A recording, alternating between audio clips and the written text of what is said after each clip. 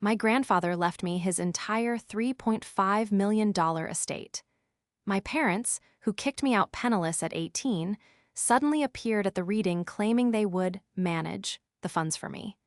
They didn't know he left a second page that would ruin them completely. The varnish fumes usually calmed me. There was something grounding about the smell of linseed oil and turpentine, a sensory reminder that anything broken could, with enough patience and steady hands, be made whole again. But today, the heavy scent just made me nauseous. I was sitting on the floor of my studio apartment, which doubled as my workshop, staring at the unfinished leg of a Victorian chair. My hands, usually steady enough to apply gold leaf to a hairline fracture, were trembling so violently I had to set my tools down on the drop cloth. The phone lay on the floorboards beside me, the screen dark, but the voice I had just heard still echoed in the silent room. "Adeline, it's happened, he's gone." The lawyer's voice had been professional, soft, clipped with that practiced sympathy people in his line of work perfected. But the words felt like physical blows. August was dead. My grandfather. The only person in my bloodline who had looked at me and seen a human being rather than an investment or a disappointment. I pulled my knees to my chest, gasping for air that felt too thin to fill my lungs. I looked around my apartment. It was a cramped, drafty space above a bakery in the industrial district. The paint was peeling, the heating was temperamental, and I had exactly $42 in my bank account until my client paid for the chair restoration next week. I had built this life from scratch. I had scraped and clawed my way to this level of meager stability, fueled by a decade of silence from the people who were supposed to love me. But August had been the secret thread keeping me tethered to the idea of family. He was the secret phone calls on birthdays, the envelope of cash slipped into my coat pocket during the one Christmas I was allowed to visit for an hour, the quiet voice of reason in a shouting match. And now the thread was cut. The silence of the room was suddenly suffocating. I wasn't just grieving, I was terrified. Without him, the barrier between me and them, my parents, Henry and Josephine, was gone. August had been the dam holding back their malice. I picked up the phone again, my thumb hovering over the call log. The lawyer, Mr. Sterling, had said the funeral arrangements were already being handled. He had said my presence was requested, not by my parents, but by August's specific written instruction. "He wanted you there, Adeline," Mr. Sterling had said, his voice dropping an octave. "And he wanted you there for the reading of the will immediately following the service. Do not let anyone tell you otherwise." I closed my eyes, picturing Henry's sneer and Josephine's cold, appraising stare. I hadn't spoken to them in 10 years. Not since the night they put my bags on the porch and changed the locks because I refused to marry the son of Henry's business partner. The grief washed over me again, a cold, dark wave. But beneath the sadness, a jagged shard of anxiety pricked at my heart. Why had Mr. Sterling sounded so urgent? Why did he specifically warn me not to let anyone tell me otherwise? I stood up, my legs shaky, and walked to the small, grime-streaked window overlooking the alley. "They're going to be there," I whispered to the empty room. The realization hit me harder than the poverty I lived in. I would have to face the monsters of my childhood. But as I stared at my reflection in the dark glass, tired eyes, messy bun, paint-stained shirt, I realized something else. I wasn't the scared 18-year-old girl crying on the porch anymore. I was a restorationist. I knew how to strip away layers of rot to find the truth underneath. "Let them come," I said, though my voice shook. "I'm not the same Adeline they threw away." But I had no idea that the betrayal waiting for me wasn't just about the past. It was about to destroy the very ground I stood on. The rain at the cemetery felt cliched, like the universe was trying too hard to set the mood. It was a cold, miserable drizzle that soaked through the cheap black coat I had picked up at a thrift store the day before. I stood at the back of the crowd, as far away from the front row of reserved chairs as possible, without leaving the gravesite entirely. From my vantage point, I could see them. Henry and Josephine stood under a massive, sleek black umbrella held by a chauffeur I didn't recognize. They looked like royalty in exile. Henry was wearing a suit that probably cost more than my entire year's rent, the fabric dark and impeccable, fitting his broad shoulders perfectly. His silver hair was coiffed, his posture rigid. Josephine was next to him, a vision in structured grief. She wore a wide-brimmed black hat with a delicate veil, oversized S. Unglasses, and a coat with a fur collar. She was dabbing at her dry eyes with a lace handkerchief. It was a performance. I knew it, and August would have known it. I remembered the last time I saw them. I was 18, screaming that I wanted to study art history, to work with my hands. Henry had laughed, a cruel, barking sound, and told me that people like us don't work with our hands. Josephine had just sipped her wine and told me I was being dramatic and ungrateful before telling me to get out if I wasn't going to be useful to the family legacy. 10 years. They hadn't called once. Not when I was sleeping in my car for 3 weeks. Not when I got pneumonia and was hospitalized alone. Not when I finally opened my business. I shifted my weight, my boots sinking slightly into the wet grass. I felt like an intruder at my own grandfather's funeral. A few of August's old business partners glanced back at me, their eyes lingering on my worn boots and lack of umbrella, before turning back to the main event, the grieving son and daughter-in-law. As the service ended and people began to disperse toward the line of waiting luxury cars, I tried to slip away toward the parking lot where my rusted sedan was hidden behind a hedge. Adeline. The voice was sharp, commanding. It stopped me dead in my tracks. I turned slowly. Josephine was standing there, the umbrella now held over her by Henry. They had separated from the crowd and were blocking my path. "Mother," I said, the word tasting like ash in my mouth. "Father." Josephine lowered her sunglasses, looking me up and down with an expression that wasn't sorrow, but critical assessment. She looked at my hair, my coat, my boots. Her lip curled slightly. "We were surprised to see you," she said, her voice smooth and devoid of any warmth. "We assumed you wouldn't have the means to travel." "I drove," I said, keeping my face neutral. "I wanted to say goodbye to Grandpa." Henry stepped forward, imposing and large. He didn't look sad. He looked impatient. "Yes, well, it's done now. We're heading to the house for the reading."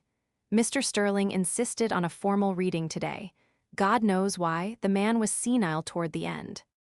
"Don't talk about him like that," I snapped, the anger flaring before I could check it. Henry's eyes narrowed. "Watch your tone. You're lucky we're even acknowledging you. Look at you. You look like a beggar."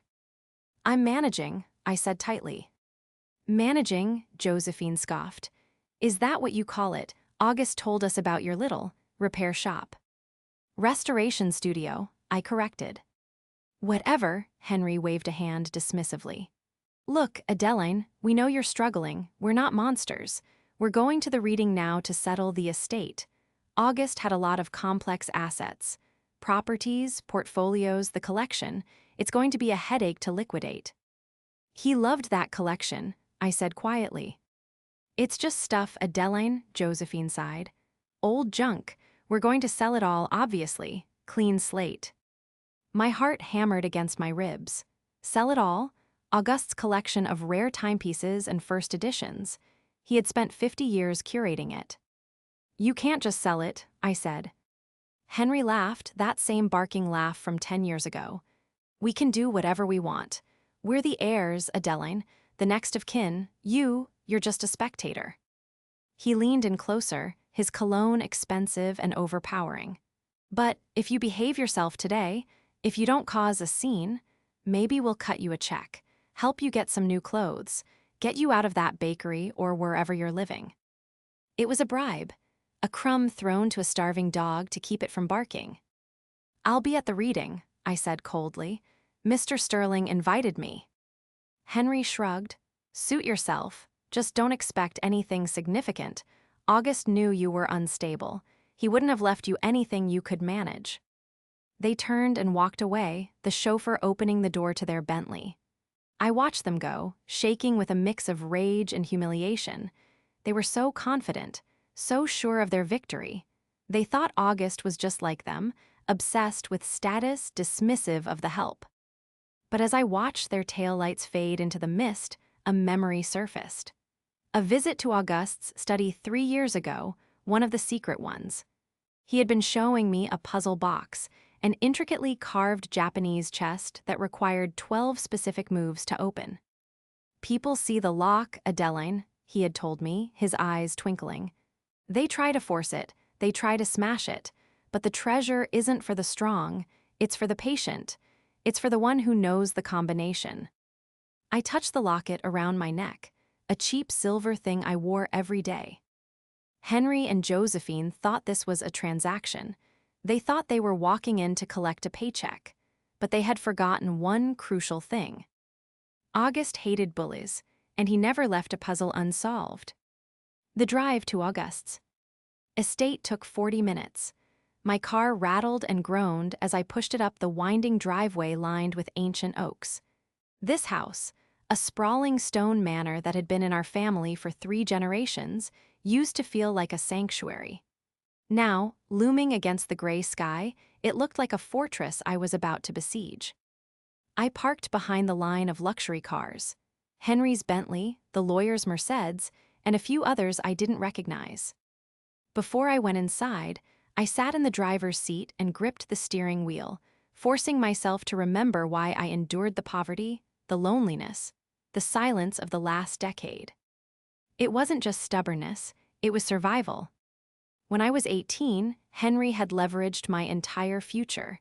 He was in debt. He was always in debt, despite the appearances, to a man named Carter. Carter had a son. The deal was simple: a merger of families to cover Henry's bad investments. I was the collateral. I refused. I told them I wanted to go to art school. I told them I wasn't a piece of property.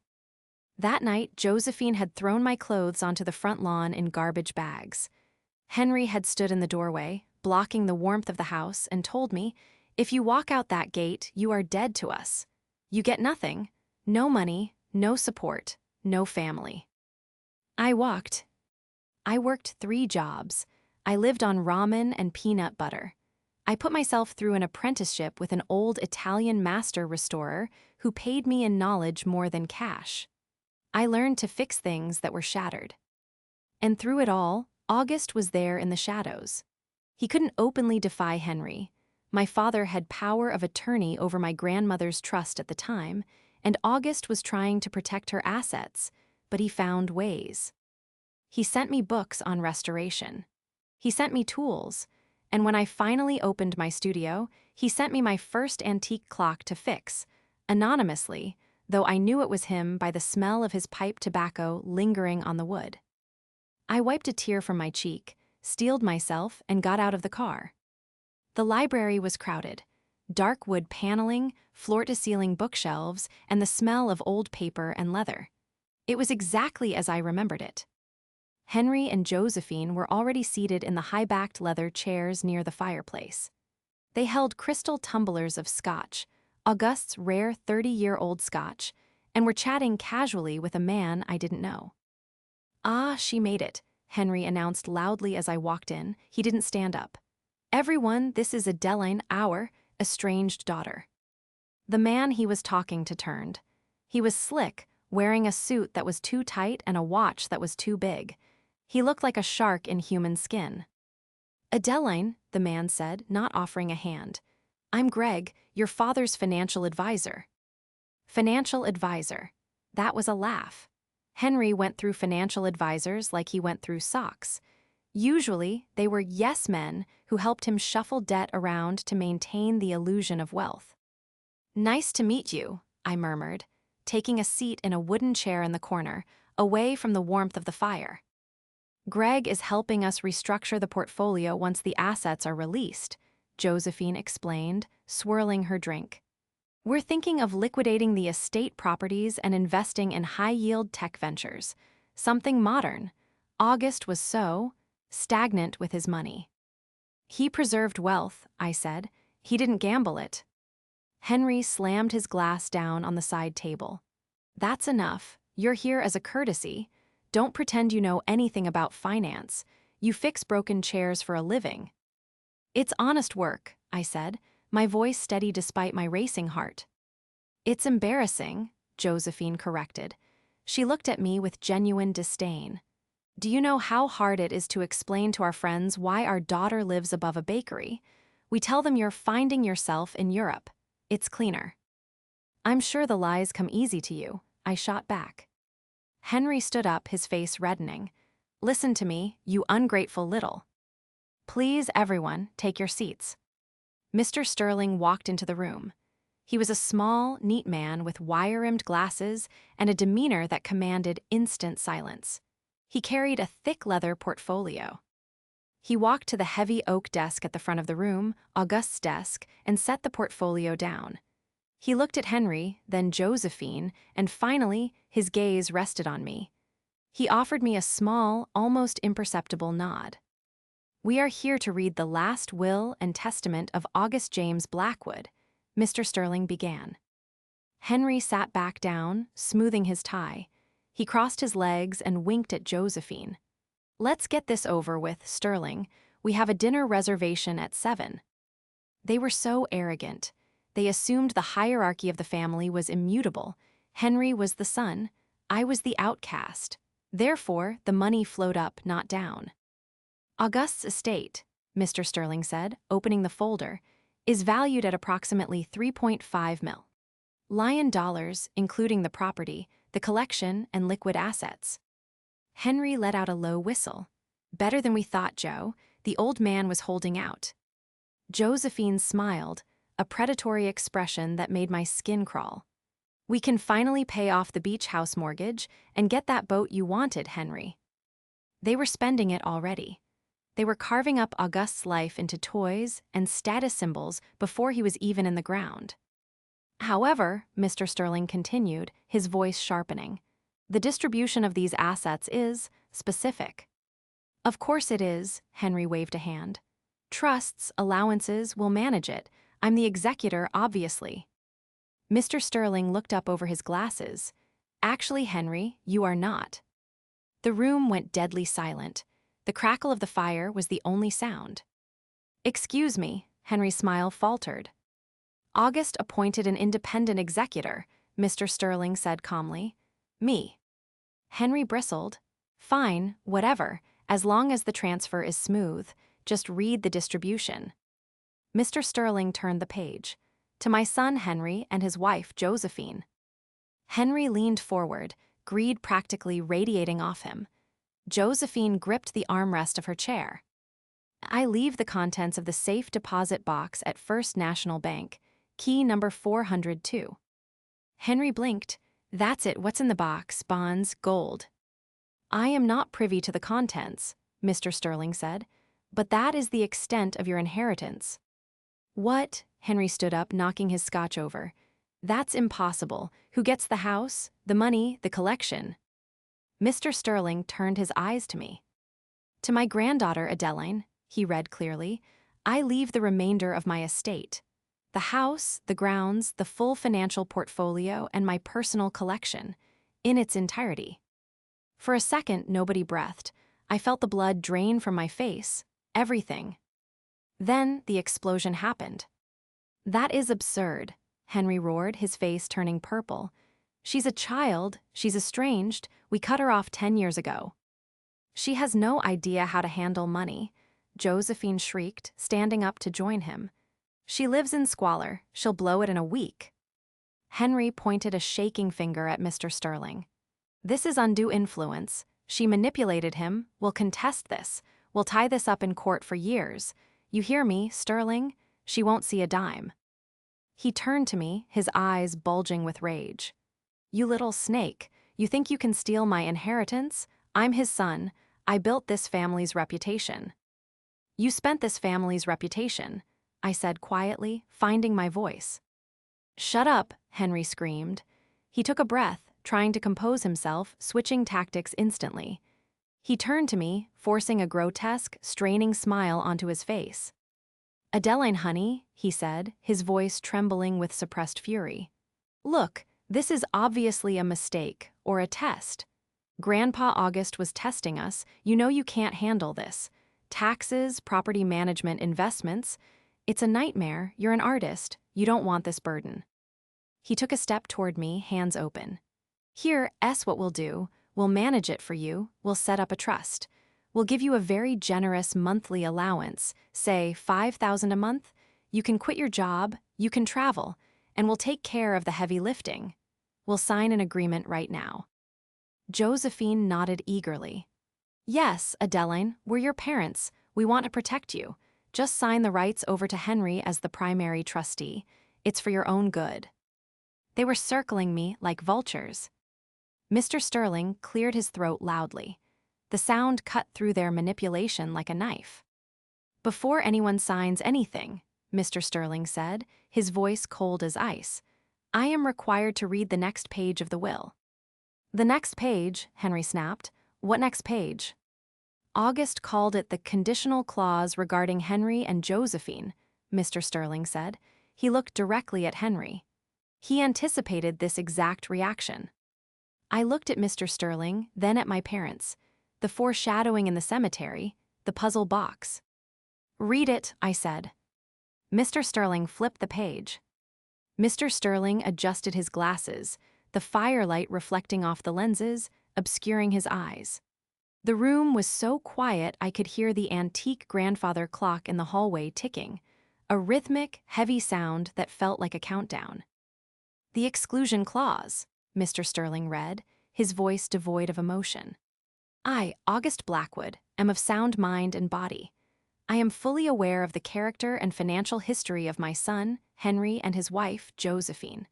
I am aware that, upon my death, they will likely attempt to assert control over my estate under the guise of familial duty or by claiming my granddaughter, Adeline, is unfit. Henry made a choking sound, like he had swallowed an ice cube whole. Josephine's hand flew to her pearl necklace, clutching it so tight I thought the string might snap. Therefore, Mr. Sterling continue. I have included this provision. Should Henry or Josephine Blackwood contest this will, attempt to appoint themselves as trustees, or harass the primary beneficiary in any legal capacity, the executor is instructed to immediately release the sealed file labeled Project Horizon to the Internal Revenue Service, the Securities and Exchange Commission, and the Board of Directors at Henry's firm. The color drained from Henry's face so fast it was frightening. He looked like a wax figure left out in the sun, melting, gray, and unstable. Project Horizon, Josephine whispered, her voice trembling. He knew about that. He knew everything, Mrs. Blackwood, Mr. Sterling said, closing the folder with a definitive thud. August was a meticulous record keeper. He bylaid you out of that misunderstanding in 2019 quietly to protect the family name. But he kept the receipts. The wire transfers, the forged signatures, the emails, it's all in the file. Henry slumped back into his chair, the fight draining out of him instantly. He looked at me, but the arrogance was gone, replaced by naked, animalistic fear. If that file was released, it wouldn't just be poverty for them, it would be prison. So, Mr. Sterling said, lacing his fingers together. The terms are simple. You walk away, you leave Adeline alone, you accept the contents of the safe deposit box, whatever they may be, and you live your lives. Or you fight and I burn your world to the ground. It is your choice. Henry stood up slowly. He looked older than he had 10 minutes ago. He didn't look at me. He couldn't. Come on, Josephine, he muttered, his voice hoarse. But the house, Josephine stammered, looking around the library with longing. The collection. It's over, Joe, Henry snapped, grabbing her arm with a grip that looked painful. We're leaving. They shuffled out of the library like beaten dogs. The heavy oak doors clicked shut behind them, leaving me alone with Mr. Sterling and the crackling fire. I sat there, stunned. The adrenaline that had been holding me up suddenly evaporated, leaving me shaking. He protected me, I whispered, even from the grave. He loved you very much, Adeline, Mr. Sterling said softly. He stood up and walked around the desk, handing me a set of heavy iron keys. He watched you from afar. He was very proud of the woman you became. He always said, "The fire that burned her down was the same fire that forged the steel." I took the keys. They were cold and heavy in my palm. The keys to the manor, the keys to the gallery, the keys to my future. "What do I do now?" I asked. "Now," Mr. Sterling said, "you secure your legacy. Your parents are retreated, but people like Henry and Josephine don't stay down forever. They are desperate. Desperation makes people dangerous. I suggest you change the locks immediately. And Adeline, check the safe in the study. August left something specific for you there. He said you'd know how to open it." After Mr. Sterling left, I wandered through the silent house. It felt massive, overwhelming. I walked into the grand foyer, my boots echoing on the marble. I was the owner of all this. The Ming vases, the Persian rugs, the chandeliers. But I didn't feel like an heiress. I felt like a restorationist looking at a massive, complicated project. I went to the study. It was a small, intimate room off the library, smelling of cedar and tobacco. Behind the portrait of my grandmother hung the wall safe. It wasn't a digital keypad. It was an old, mechanical dial with a complex tumbler system. My parents would have tried to drill it or blow it up. I pressed my ear against the cold steel door and began to turn the dial slowly. Click, click, slide. I knew locks. I knew the friction of metal on metal. I felt the tumblers catch. Left to 18, my birthday. Right to 42, the year the house was built. Left to 5, the month I opened my shop. Clunk. The heavy door swung open. Inside, there were no stacks of cash or diamonds. There was a single, thick leather-bound journal and a smaller wooden box. I took them out and sat at the desk. I opened the journal. It wasn't a diary, it was a ledger, but not of numbers, of observations. June 12, 2018, Henry asked for another loan. Claimed it was for a tech startup. Investigation shows it was to cover gambling debts in Macau. I declined. He screamed for an hour. October 4, 2020, saw Adeline's website today. The restoration of the Louis XIV chair was masterful. She has the hands of a surgeon and the soul of an artist. I almost called her. But Henry is watching my phone records. I cannot risk them cutting her off further or harassing her if they know I am in contact. Tears blurred my vision. He had been watching every step. Then I opened the small wooden box. Inside was a velvet pouch containing a single, rusted iron key and a note. "Adeline, the Project Horizon file will keep them at bay legally, but it won't stop them personally. T. Hay are drowning in debt far more than anyone knows. They view this estate as their life raft. When they realize they cannot sink the ship, they will try to board it by force. Use this key. It opens the basement archive room. Review the boxes labeled 1995-2005. You need to understand who you are dealing with. They aren't just greedy. They are thieves, and they have stolen from you before." I stared at the note, "Stolen from me before."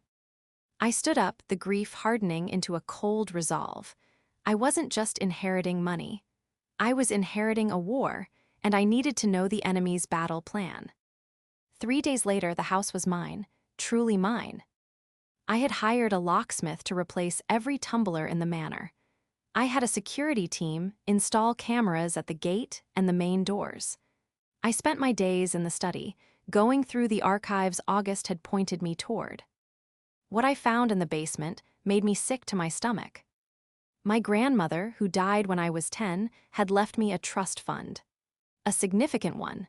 It was supposed to pay for my education and a starter home. I had never seen a dime of it because Henry, who was the trustee, claimed the market crashed and wiped it out in 2008. The documents in the 1995-2005 box told a different story. The market hadn't wiped it out. Henry had.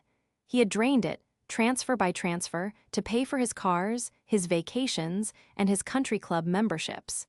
He had stolen his own daughter's future to buy status. I was sitting in the library, the evidence spread out on the desk, when the intercom buzzed. "Ms. Blackwood," the the security guard's voice crackled. Your parents are at the gate. They say they have an appointment. They don't, I said, my hand resting on the photocopied bank transfer from 2006.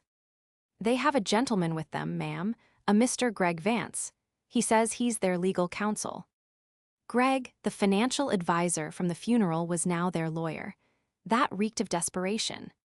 Let them in, I said, but escort them to the front door. Do not let them wander. I needed to look them in the eye. I needed them to know that I knew. When I opened the massive double doors, Henry and Josephine stood there, looking less polished than before. Henry's suit was wrinkled. Josephine's makeup was a little too heavy, trying to hide the dark circles under her eyes. Greg stood in front of them, holding a briefcase like a shield.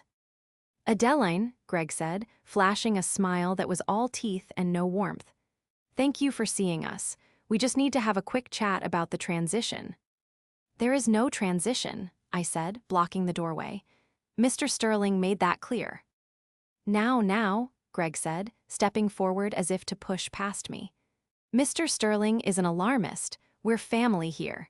Henry and Josephine are very concerned about your ability to maintain this property. The taxes alone are astronomical. We're here to offer a solution.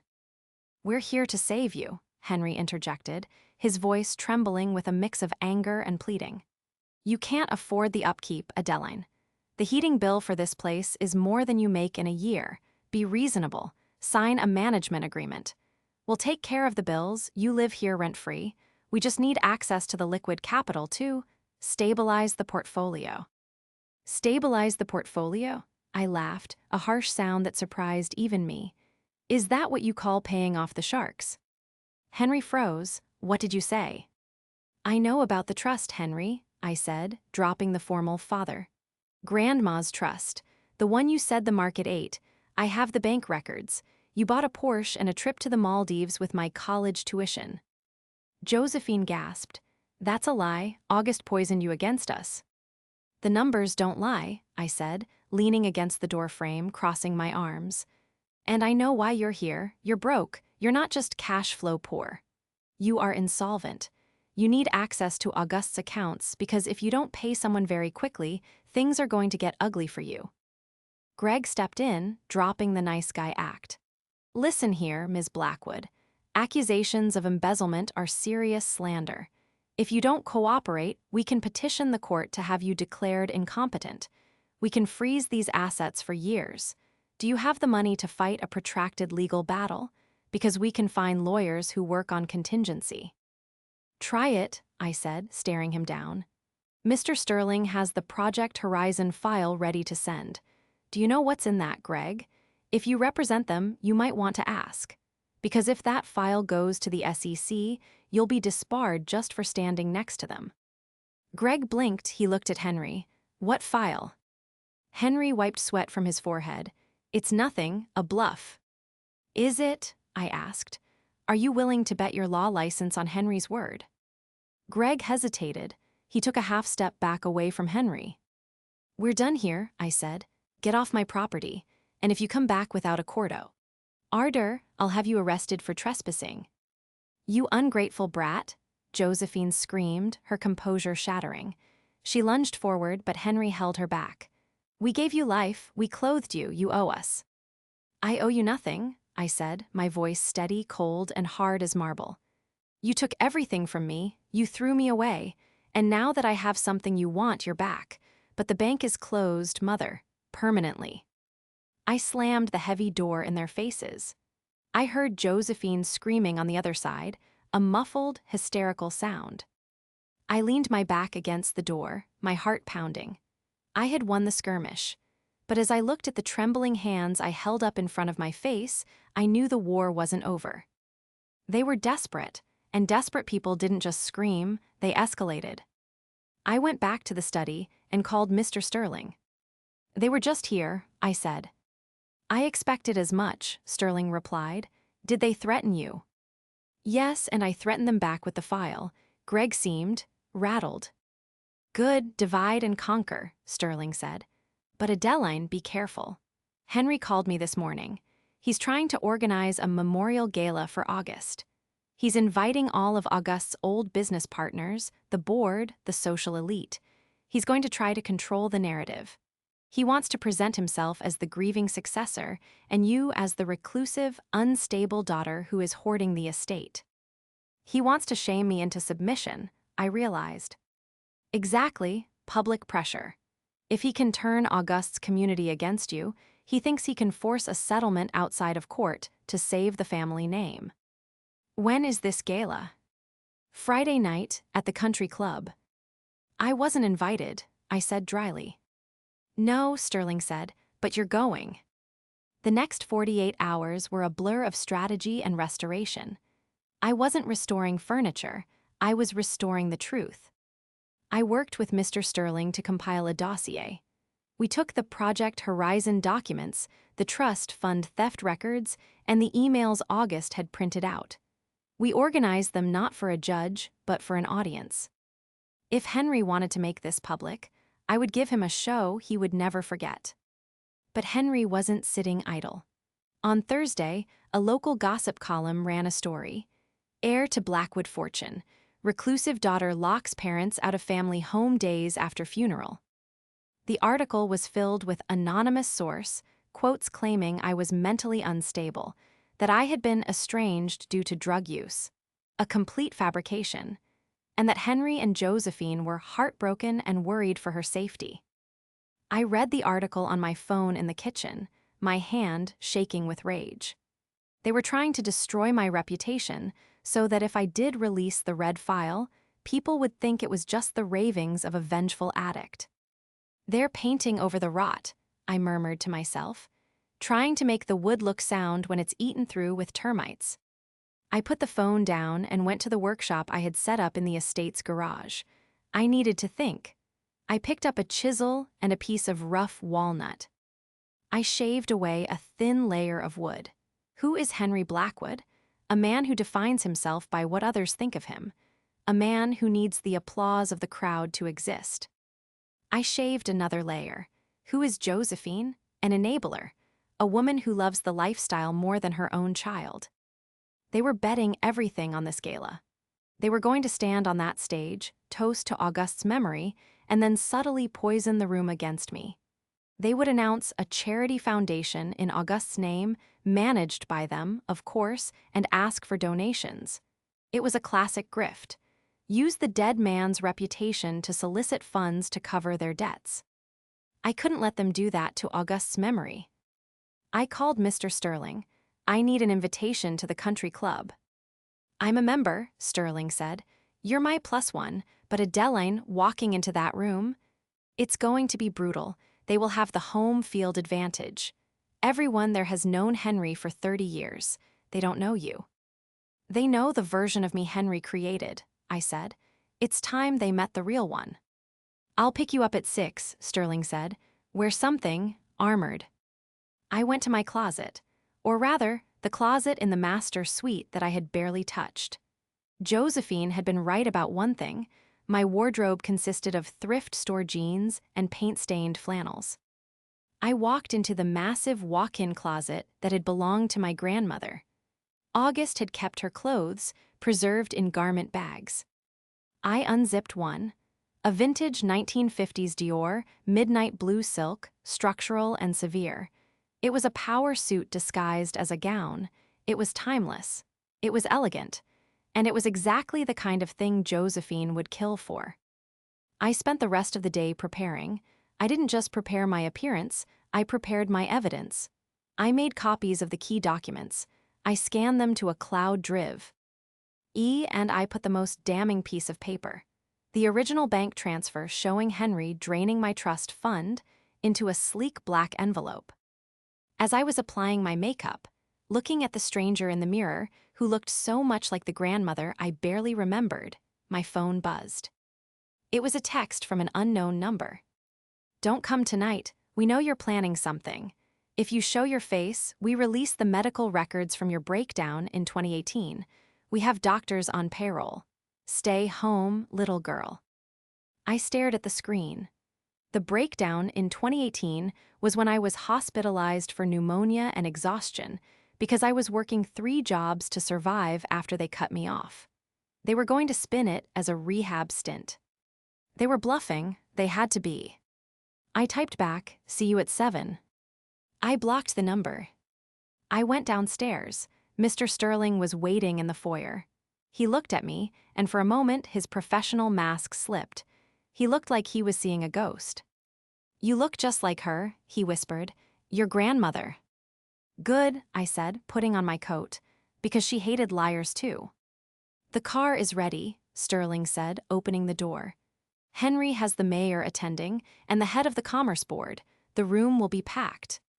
"Let's go," I said, stepping out into the cool evening air. I wasn't scared anymore. The fear had burned away, leaving only a cold, hard clarity. I was a restorationist. I knew that before you could fix something, you had to expose the damage. You had to strip away the varnish, the paint, the lies, until the raw, honest wood was revealed. Tonight, I was going to strip Henry and Josephine down to the grain. And I was going to do it in front of everyone they tried to impress. "One more thing," Sterling said as we pulled out of the driveway. "I did some digging into Greg. He's not a lawyer anymore. He was disbarred in Ohio 2 years ago for fraud. He's a conman Henry met at a casino." I smiled, a sharp, dangerous smile. "Perfect, add it to the file." We drove toward the lights of the city. The stage was set. The players were in place. And the spectator, as Henry called me, was coming to rewrite the script. The country club ballroom was a sea of black ties, diamonds, and forced laughter. A massive portrait of August, one I recognized from the library, stood on an easel on the stage, surrounded by tasteful white lilies. Henry and Josephine were holding court near the bar. Henry was laughing loudly, clutching a glass of champagne, while Josephine accepted condolences with the grace of a grieving queen. They looked triumphant. They looked secure. Mr. Sterling offered me his arm. "Ready." "Ready," I breathed. We walked in. The silence didn't happen all at once. It rippled through the room like a wave. People turned, whispered, and nudged their neighbors. "Who is that? Is that the daughter, the one on drugs? She looks incredible." I kept my head high, my eyes fixed on my parents. Henry saw me first. His smile froze, then shattered. He dropped his hand to his side, champagne sloshing onto the carpet. Josephine followed his gaze, and her eyes went wide behind her veil. I didn't stop. I walked straight toward them, cutting a path through the crowd. The murmurs grew louder. "Adeline," Henry hissed as I got close. "What are you doing here? I told you." "Evening, father." "Mother," I said, my voice projecting just enough to be heard by the circle of elites surrounding them. Lovely party. Strange that I had to hear about my own grandfather's memorial in the newspaper. We didn't want to overwhelm you," Josephine stammered, her smile tight and terrifying. "Given your condition." "My condition?" I asked, raising an eyebrow. "You mean my employment? I assure you, being a business owner hasn't made me fragile." A man next to Henry, the mayor, I realized cleared his throat. "Henry, is this your daughter? I thought you said she was indisposed." "She is," Henry said quickly, grabbing my arm. His grip was bruising. "She's just leaving. She's confused." "I'm not confused, Henry," I said, pulling my arm free with a sharp jerk. "And I'm not leaving." "Security," Henry shouted, losing his cool. "Get her out of here." 2 large men in blazers started toward us. The room went silent. This was it, the scene he wanted to avoid. "If you touch me," I said, my voice ringing out clearly in the quiet room, "I will sue this club for discrimination. I am a guest of the executor of the estate." Mr. Sterling stepped forward. "She is with me, and as the executor of August Blackwood's estate, I have a right to be here." The security guards hesitated. "Let her stay," a voice boomed. It was one of August's oldest friends, a retired judge named Mr. Calloway. He stepped out of the crowd. August would have wanted his granddaughter here. Henry looked around, trapped. He couldn't drag me out without looking like a monster. He forced a laugh. Of course, Jay." Emotions running high. Please, Adeline, grab a drink, stay in the back. He turned to the stage. Ladies and gentlemen, if I could have your attention. He practically ran to the microphone. He needed to regain control. Thank you all for coming, Henry began, sweating under the spotlight. My father, August, was a titan, a pillar of this community. And tonight, we want to honor his legacy by announcing the Blackwood Family Foundation, a fund dedicated to supporting the arts. He glanced at me nervously. And to manage this fund, Josephine and I will be personally overseeing all donations. That's a lie, I said. I didn't shout, I didn't scream. I just spoke into the silence. Henry froze. Excuse me. I walked toward the stage.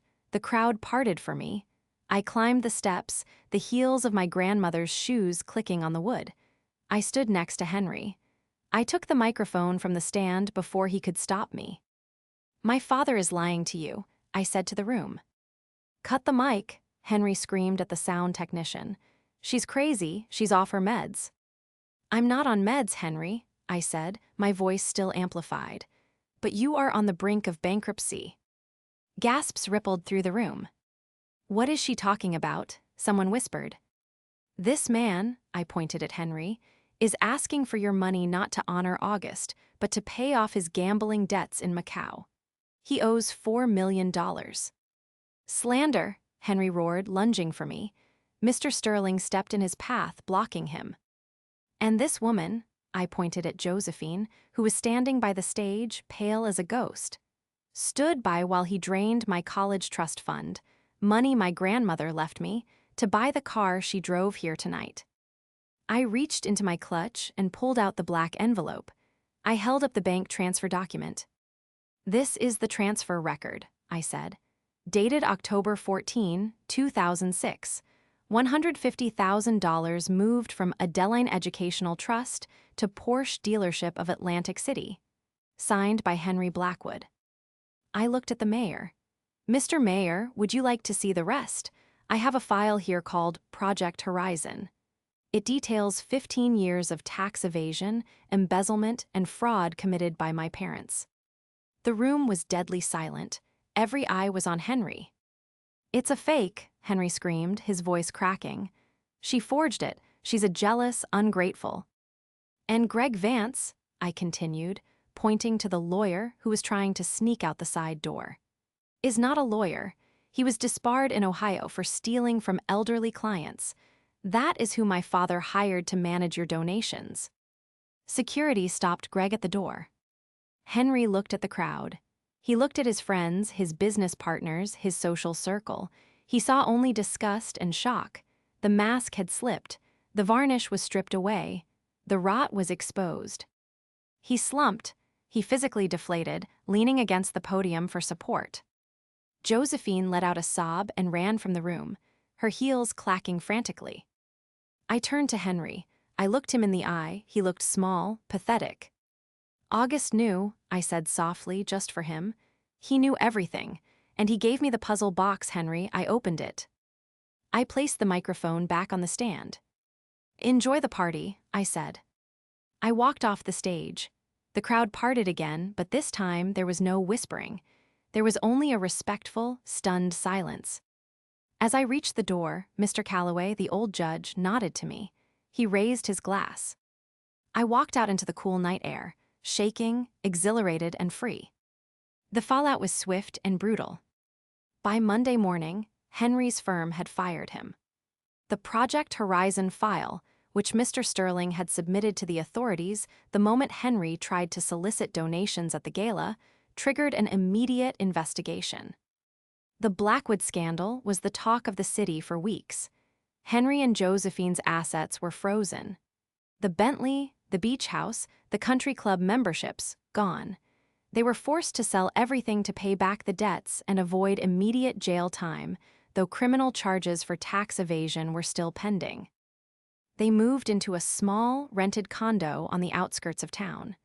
I heard through the grapevine that Josephine had taken a job as a receptionist at a dental office. Henry spent his days at the local dive bar, telling anyone who would listen that he was the victim of a conspiracy. I never spoke to them again. 6 months later, I stood in the center of the gallery, Auguste's gallery. I had converted the ground floor of the estate into a museum and restoration school. The sun streamed through the high windows, illuminating the dust motes dancing in the air. The smell of linseed oil and old wood filled the space, but now it didn't smell like fumes in a cramped apartment. It smelled like legacy. I was working on the Victorian chair, the same one I had been fixing the day I got the call. It was finished now. The velvet was plush, the wood gleamed, the gold leaf caught. The light. "It looks beautiful," a voice said. I turned, it was Mr. Sterling. He was holding a file. "Final paperwork," he said, smiling. "The estate transfer is complete. The foundation is legally established, the real one. We've already approved 3 scholarships for young art restorers." "Thank you, Arthur," I said, using his first name for the first time, "for everything." "You did the work, Adeline," he said. "August just gave you the tools." He looked at the chair. "You know, he left one more thing, a letter. He said to give it to you when the dust settled." He handed me a cream-colored envelope. I waited until he left before opening it. I sat in the finished chair, in the middle of the quiet gallery, and broke the seal. "My dearest Adeline, if you are reading this, you have solved the puzzle. You have weathered the storm. You have stood tall when they tried to make you small. I am sorry I could not be there to see it. I am sorry I could not protect you more when you were young. I was a coward in the face of my son's greed, hoping he would change. But I knew you would not be a coward. You are the true heir to this family, not because of blood, but because you understand that value isn't about price tags. It's about care. It's about patience. It's about seeing the beauty in broken things. The house is yours, the money is yours, but the greatest inheritance I leave you is your freedom. Use it well. Love, Grandpa." I folded the letter and pressed it to my chest. I wasn't the girl who was kicked out at 18 anymore. I wasn't the victim. I wasn't the spectator.